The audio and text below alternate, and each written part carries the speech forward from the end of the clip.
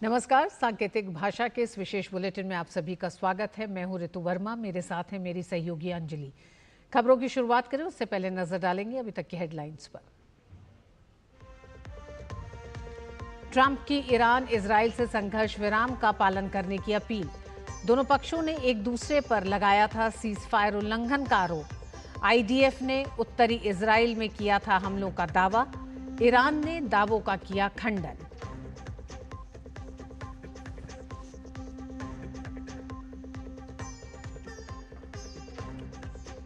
PM Modi ने श्री नारायण गुरु और महात्मा गांधी के बीच 100 साल पहले हुई बातचीत को बताया विकसित भारत के लिए आज भी प्रासंगिक। आदर्शों को बताया पूरी मानवता के लिए बड़ी पूंजी।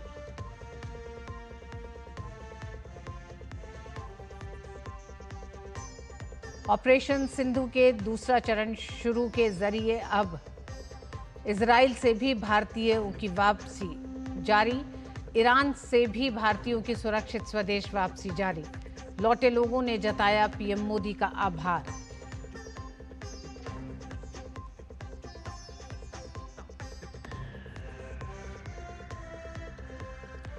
केंद्रीय गृह मंत्री अमित शाह की अध्यक्षता में वाराणसी में मध्य क्षेत्रीय परिषद की 25वीं बैठक। यूपी, एमपी, उत्तराखंड और छत्तीसगढ़ के मुख्यमंत्री शामिल।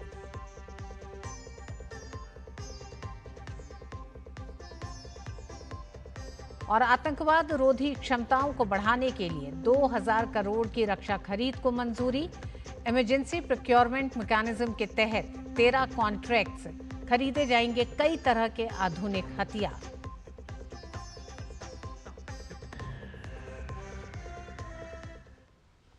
प्रधानमंत्री नरेंद्र मोदी ने नई दिल्ली के विज्ञान भवन में भारत के दो महानतम आध्यात्मिक और नैतिक नेताओं श्री नारायण गुरु और महात्मा गांधी के बीच ऐतिहासिक वार्तालाप के शताब्दी समारोह का शुभारंभ किया।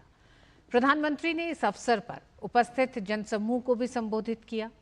ये ऐतिहासिक वार्तालाप 12 मार्च 1925 को महात्मा गांधी की यात्रा के दौरान शिवगिरी मठ में हुआ था, जो वैकोम सत्याग्रह, धर्मांतरण, अहिंसा, मोक्ष प्राप्ति, दलितों के उत्थान जैसे विषयों पर केंद्रित था।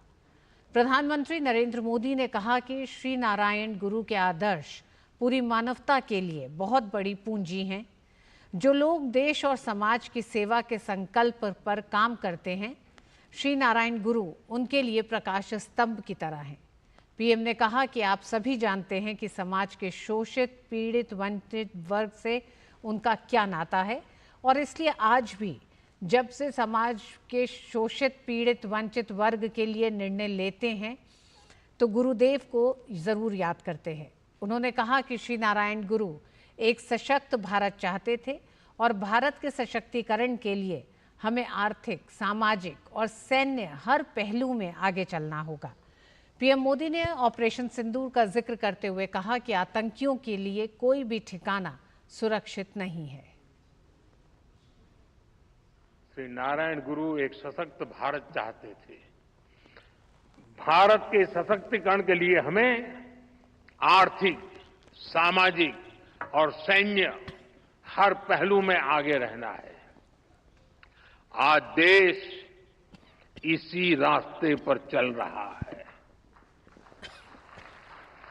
भारत तेजी से दुनिया की तीसरे नंबर की इकोनॉमी बनने की तरफ बढ़ रहा है। हाल में दुनिया ने ये भी देखा है कि भारत का सामर्थ्य क्या है। ऑपरेशन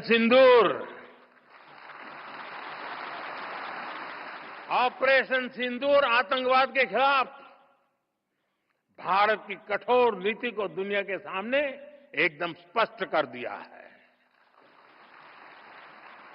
हमने दिखा दिया है कि भारतीयों का खून बहाने वाले आतंकियों के लिए कोई भी ठिकाना सुरक्षित नहीं है। साथियों, आज का भारत देश हित में जो भी हो सकता है और जो भी सही है उसके हिसाब से कदम उठाता है। आज सैन्य जरूरतों के लिए भी भारत की विदेशों पर निर्भरता लगातार कम हो रही है। हम डिफेंस सेक्टर में आत्मनिर्भर हो रहे हैं और इसका प्रभाव हमने ऑपरेशन सिंदूर के दौरान भी देखा है। हमारी सेनाओं ने भारत में बने हथियारों से दुश्मन को 22 मिनट में घुटने टेकने के लिए मजबूर कर दिया। मुझे विश्वास है आने वाले समय में मेड इन इंडिया हथियारों का डंका पूरी दुनिया में बजेगा। अमेरिकी राष्ट्रपति डोनाल्ड ट्रंप ने कल देर रात इजराइल और ईरान के बीच सीजफायर पर बनी सहमति का ऐलान किया। उन्होंने अपने social media platform truth social पर दावा किया कि इजराइल और ईरान के बीच पूर्ण संघर्ष विराम पर सैद्धांतिक रूप में सहमति बन गई है, जिससे 12 डे वॉर का अंत होगा। ट्रंप ने लिखा, सभी को बधाई, इजराइल और ईरान के बीच पूरी तरह से सहमति बन गई है कि 6 घंटे के भीतर एक पूर्ण और समग्र संघर्ष विराम लागू होगा। पहले 12 घंटे ईरान संघर्ष विराम का पालन करेगा, फिर इजराइल। इसके 24 घंटे बाद ये संघर्ष समाप्त माना जाएगा। ट्रंप ने दोनों देशों की हिम्मत, बुद्धिमत्ता और सहन शक्ति की तारीफ करते हुए कहा कि यह संघर्ष वर्षों तक चल सकता था और पूरे मध्य पूर्व को तबाह कर सकता था, लेकिन ऐसा नहीं हुआ और कभी नहीं होगा।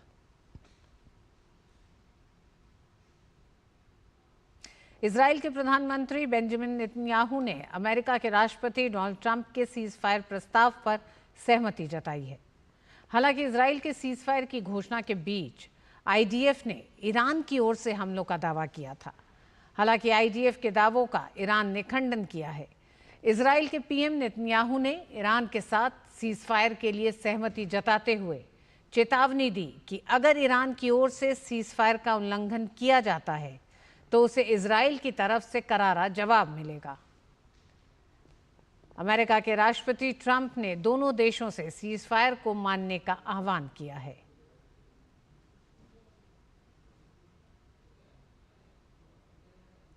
भारत इजराइल ईरान संघर्ष के चलते अपने नागरिकों को ऑपरेशन सिंधु के जरिए सुरक्षित निकाल रहा है। आज इजराइल से 2 विमानों के जरिए भारतीय नागरिकों को सुरक्षित निकाला गया। सुबह 8:30 बजे इजराइल से 161 भारतीयों को लेकर पहला समूह नई दिल्ली पहुंचा। इजरायली सीमा पार जॉर्डन के रास्ते भारतीय नागरिकों को सुरक्षित निकाला गया। निकाले गए लोगों का स्वागत विदेश राज्य मंत्री पवित्रा मार्गरीटा ने किया।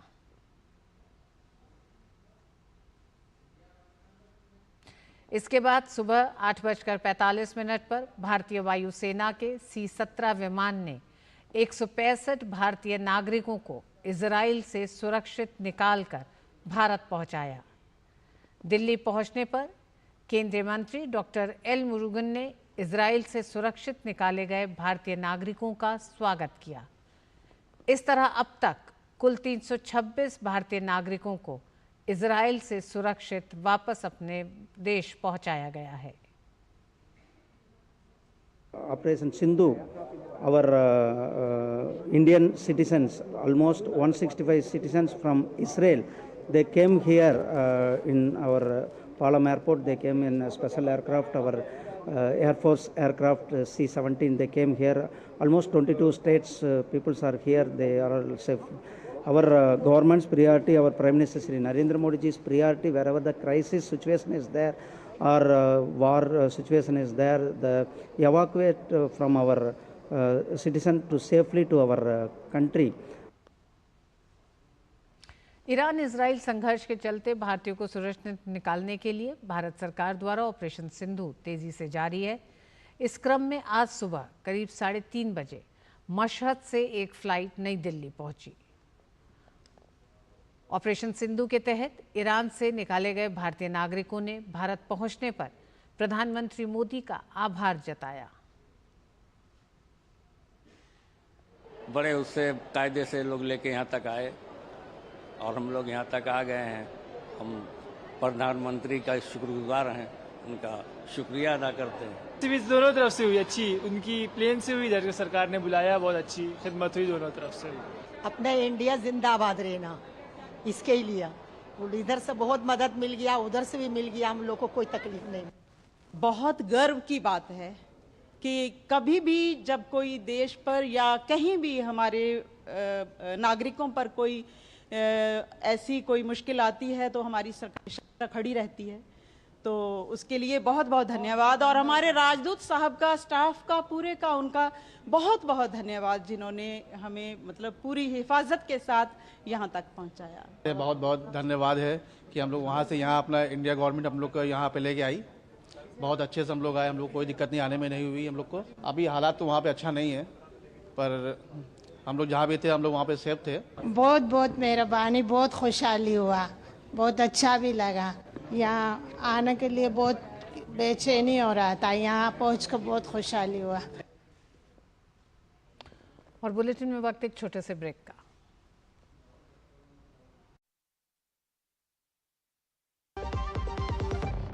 LIC लाया है unit linked insurance plan index plus. जीवन बीमा पाइए और निफ्टी स्टॉक्स के साथ अपने मार्केट रिटर्न्स को तेजी से बढ़ाइए। इस अट्रैक्टिव कॉम्बिनेशन के साथ अपना कल सुरक्षित कीजिए। सिर्फ 2500 रुपए मंथली प्रीमियम से शुरुआत कीजिए। आज ही LICindia.in पर जाएं। जब धरती चीर कर निकलता है लोहे का पत्थर और मिलता है मोंगिया के जोश से, फिर तपता है, पिघलता है और बनता है फौलाद। अब होता है सरिया सारी खूबियों के साथ। मोंगिया स्टील, मजबूत देश का मजबूत सरिया। जो लक्ष्य चुना था समझ आने लगा है। GLA यूनिवर्सिटी, उच्च लक्ष्य की निश्चित प्राप्ति। UNSC की तिमाही बैठक में भारत ने अफगानिस्तान के साथ अपने संबंधों को लेकर प्रकाश डाला।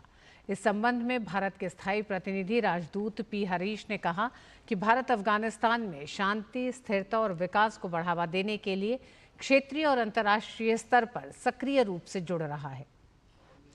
उन्होंने कहा कि दोहा और अन्य क्षेत्रीय मंचों में संयुक्त राष्ट्र की बैठकों में हमारी भागीदारी हमारे निरंतर प्रयासों को दर्शाती है। India and Afghanistan share a special relationship rooted in civilizational and historical ties. This enduring bond forms the foundation of our close engagement with the Afghan people and shapes our broader approach towards Afghanistan. We believe that international and regional consensus and cooperation on key issues concerning Afghanistan are essential. Accordingly, India is actively engaging with the regional and international parties to promote peace, stability, and development in the country. Our participation in the UN meetings in Doha and other regional forums reflect our ongoing efforts in this direction. India has also been an active participant in the two UNAMA working groups on counter-narcotics and enabling private sector in Afghanistan. केंद्रीय गृह एवं सहकारिता मंत्री अमित शाह की अध्यक्षता में आज वाराणसी में मध्य क्षेत्रीय परिषद की 25वीं बैठक चल रही है। उत्तर प्रदेश के CM योगी आदित्यनाथ, मध्य प्रदेश के मुख्यमंत्री मोहन यादव, उत्तराखंड के CM पुष्कर सिंह धामी और छत्तीसगढ़ के CM विष्णुदेव साय इस बैठक में शामिल हैं। इसके साथ ही इन चारों राज्यों के मुख्य सचिव, नीति आयोग के प्रतिनिधि, अंतर्राज्यीय परिषद के सदस्य और अन्य वरिष्ठ अधिकारी भी बैठक में मौजूद हैं। बैठक में क्षेत्रीय सुरक्षा, विकास, स्वास्थ्य, प्रशासनिक समन्वय और राज्यों से जुड़े विशेष मुद्दों पर चर्चा की जा रही है। इस बैठक का आयोजन गृह मंत्रालय के अंतर्गत अंतर्राज्यीय परिषद सचिवालय द्वारा उत्तर प्रदेश सरकार के सहयोग से किया गया है। नीति आयोग ने मंगलवार को अपनी तिमाही इनसाइट्स श्रृंखला फ्यूचर फ्रंट का तीसरा संस्करण जारी किया। इसका शीर्षक भारत की डेटा अनिवार्यता, गुणवत्ता पर बल रखा गया है।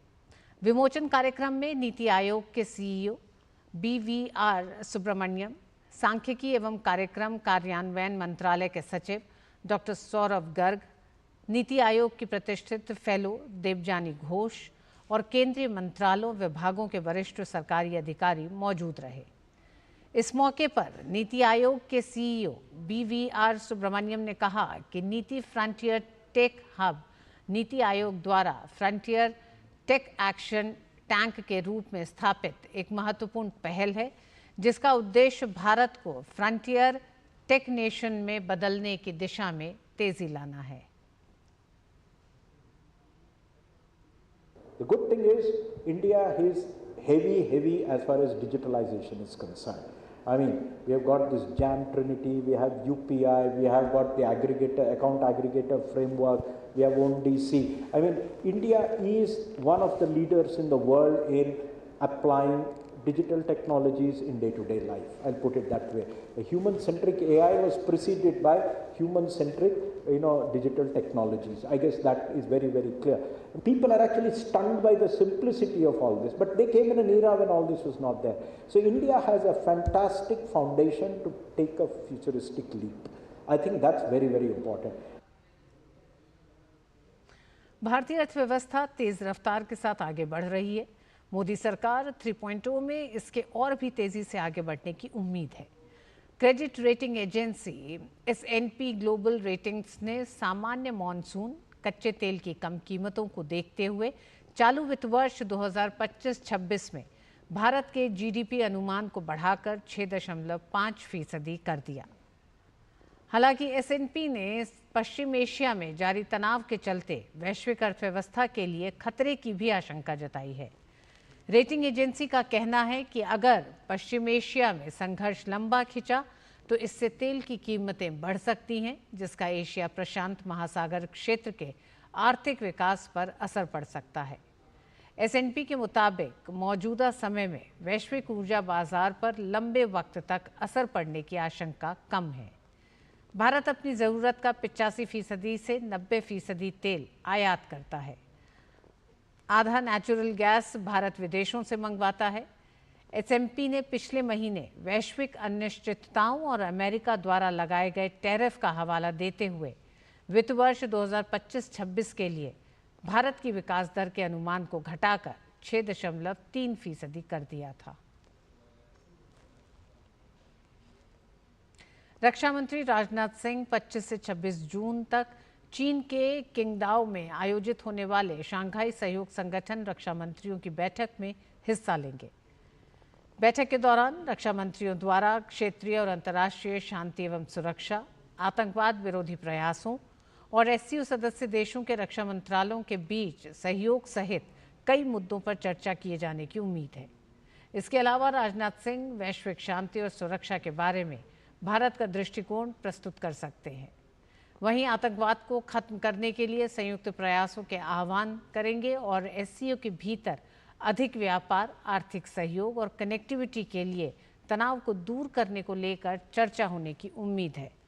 रक्षा मंत्री चीन और रूस सहित कुछ भागीदार देशों के अपने समकक्षों के साथ भी द्विपक्षीय वार्ता करेंगे। NSA अजीत डोवाल ने रूस की सुरक्षा परिषद के उप सचिव एलेक्जेंडर वेनेडिक्टोव से मुलाकात की। बीजिंग में SCO सुरक्षा परिषद सचिवों की 20वीं बैठक से इतर हुई इस मुलाकात में द्विपक्षीय, क्षेत्रीय और अंतर्राष्ट्रीय महत्व के मुद्दों पर चर्चा हुई। इस दौरान दोनों पक्षों ने परस्पर द्विपक्षीय सहयोग को मजबूत करने की प्रतिबद्धता जताई। वहीं रूस की सुरक्षा परिषद के उप सचिव ने कहा कि वे रणनीतिक वार्ता के अगले दौर के लिए जल्दी ही रूस में NSA डोवाल का स्वागत करने के लिए उत्सुक हैं।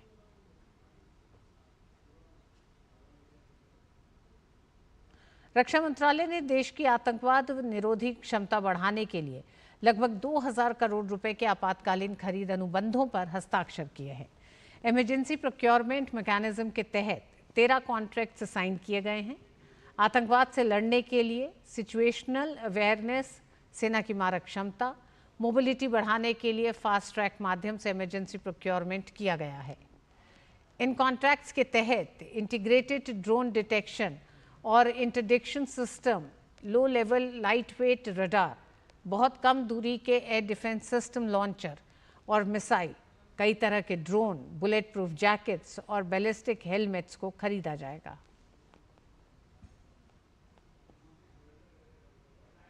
केंद्रीय वित्त मंत्री निर्मला सीतारमण ने कहा है कि पिछले कुछ वर्षों में वैश्विक व्यापार में गिरावट देखने को मिली है, लेकिन इसके बावजूद भारतीय निर्यात में उल्लेखनीय वृद्धि हुई है। आज नई दिल्ली में India EXIM bank trade conclave को संबोधित करते हुए वित्त मंत्री ने कहा कि पीएलआई स्कीम की वजह से भारत के निर्यात को बढ़ाने में मदद मिली है और पीएलआई स्कीम समर्थित निर्यात 5.3 लाख करोड़ रुपए से अधिक हो चुका है। In the last few years, global growth and trade have all suffered. That is why you have periodically the WTO, the World Bank, and the IMF reviewing every half year and telling us as to how the progress is. It's not seen an uptick by their estimates. Even this year, there's a 20 basis point drop in the OECD estimates, the World Bank estimates. The World Bank, of course, has come down with 40 bips coming down, and the WTO. So it doesn't seem as if the world is in a mood to go along with exports. Despite that, I appreciate the Indian exporters putting that kind of an effort, that they are still growing and are finding real success. भारी उद्योग मंत्रालय ने भारत में electric passenger कारों के निर्माण को बढ़ावा देने को लेकर आवेदन आमंत्रित करने के लिए एक ऑनलाइन पोर्टल लॉन्च किया है। ये पोर्टल 24 जून 2025 से 21 अक्टूबर 2025 तक खुलेगा। ये योजना प्रधानमंत्री नरेंद्र मोदी के नेतृत्व में net zero 2070, make in India और आत्मनिर्भर भारत के लक्ष्य को ध्यान में रखकर तैयार की गई है। इस योजना के तहत वैश्विक ईवी निर्माता भारत में निवेश कर सकेंगे। साथ ही इस योजना से भारत को ई वाहनों के निर्माण में वैश्विक हब बनाने, रोजगार सृजन और स्वच्छ व टिकाऊ गतिशीलता को बढ़ावा मिलने की उम्मीद है।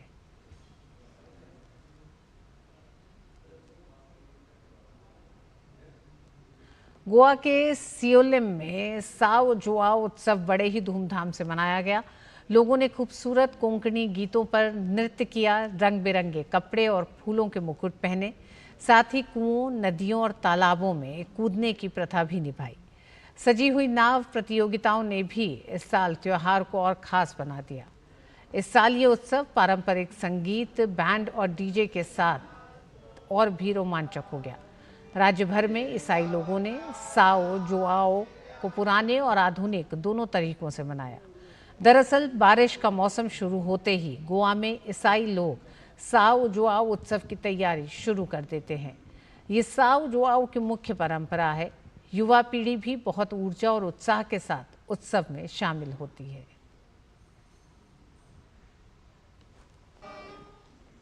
और इसी के साथ इस बुलेटिन में बस इतना ही। हमें दीजिए अनुमति। नमस्कार।